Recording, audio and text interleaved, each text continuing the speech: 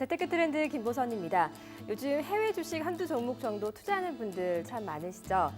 해외에 상장된 주식을 직접 사고 파는 해외 주식 직구족이 늘면서 올해 결제 금액이 처음으로 400억 달러에 육박한 상황입니다.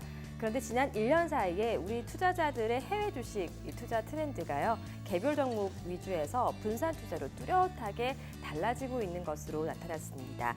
2019 해외 직구 결산을 통해 확인해 보시죠. 네, 해외 주식 결제 규모 먼저 좀 살펴볼까요? 지난 2014년에 81억 달러에 불과했습니다. 이후에 140달러 정도로 늘어났다가 잠시 좀 주춤한 뒤에 2017년에 226억 달러까지 치솟았고요. 지난해에 처음으로 이제 308억 달러를 돌파했습니다. 의미 있는 수치였고요. 올해는 다시 한번 400억 달러에 육박한 현재 380억 달러를 기록하는 가파른 증가세 기록하고 있습니다.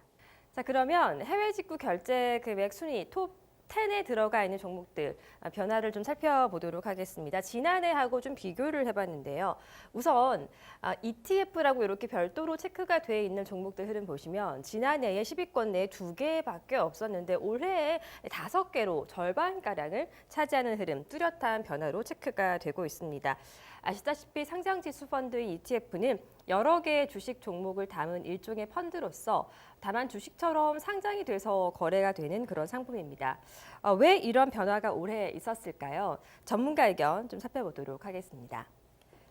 자, 삼성증권 김범준 글로벌 전략팀 수석의 의견입니다. 국내외 채권 금리 하락과 원화 약세가 지속되면서 해외로 안전자산을 찾으려는 수요가 확대됐다. 이렇게 우선 진단을 하고 있습니다.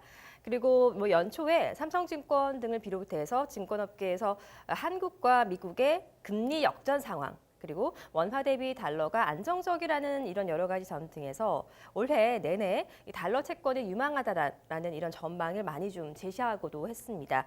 이런 이유로 이런 시각들이 투자자들에게 확산된 것이다. 이렇게 해석을 했습니다. 네, ETF 위주로 먼저 좀 살펴보도록 하겠습니다. 2위에 오른 종목은 일단 지난해와 동일하네요. 차이나 AMC CSI 300 인덱스 ETF라는 종목인데 10위권에 있는 종목이 전체가 미국에 상장된 종목인데 비해서 유일하게 홍콩 상장 종목으로 체크가 되고 있습니다. 이 종목 같은 경우는 ETF 중에서는 1위를 기록한 것인데요. 중국 본토 주식에 투자하는 종목이 되겠습니다. 해외 ETF들은 좀 이름이 좀 낯설고 어렵게 느껴지는 경향이 있는데요. 4위에 있는 종목 보시면요. 블랙록 자산운용에서 만든 ETF가 되겠습니다. US 달러 이머징 마켓 본드 ETF인데요. 달러로 표시되어 있는 신흥국 채권에 투자하는 상품입니다. 5위에 오른 종목 보시면 USD 인베스트먼트 그레이드 코퍼레이트 본드 ETF인데요. 미국의 투자 등급 회사채에 분산 투자하는 전략을 보이고 있습니다. 8위에 오른 종목 같은 경우는 바네크 자산운용에서 만든 상품입니다. 이머징 통화 채권 ETF 이렇게 보시면 되겠고요. 10위권에 있는 ETF는 일명 공포지수라고 불리는 빅스 지수의 변동성을 2배로 추종하는 이런 종목입니다.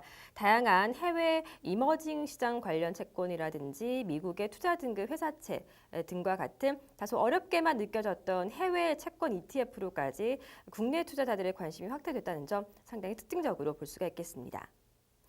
개별주를 좀 보겠습니다. 전체적으로 대형 IT가 강세였다 이렇게 요약할 수가 있겠는데요. 특히 보시면 마이크로소프트가 10위권 밖에서 올해 3위로 단숨에 뛰어 올랐고요. 구글의 모기업이죠. 알파벳은 지난해 6위에서 5위로 한 계단 올랐네요.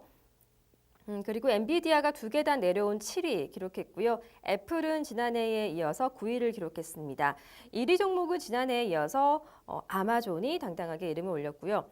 지난해 3위권에 있었던 알리바바, 4위의 텐센트 종목 같은 경우는 또 그리고 테슬라도 마찬가지고요. 올해 거래 규모 10위권에 들지 못했습니다. ETF를 보더라도요. 지난해 순위권에 있었던 차이나 라지캡 ETF 같은 경우는 빠지는 등 순위의 변동성이 상당히 컸습니다. 네, 이렇게 2019 해외 직구 결산 좀 살펴봤습니다. 요약을 해보면 해외 투자 트렌드가 꼭 고위험, 고수익이라는 것에서 벗어나서 한국보다는 좀 더 높은 수익을 주면서도 안정적인 투자처로 옮겨가고 있다. 이렇게 볼 수가 있겠습니다. 전문가들은 내년에도 이러한 중위험, 중수익형 트렌드가 해외 투자 시장에서 지속될 걸로 내다보고 있는데요. 새해 재테크 트렌드에서 유망 해외 종목들도 한번 좀 점검해 보도록 하겠습니다. 재테크 트렌드 김보선입니다.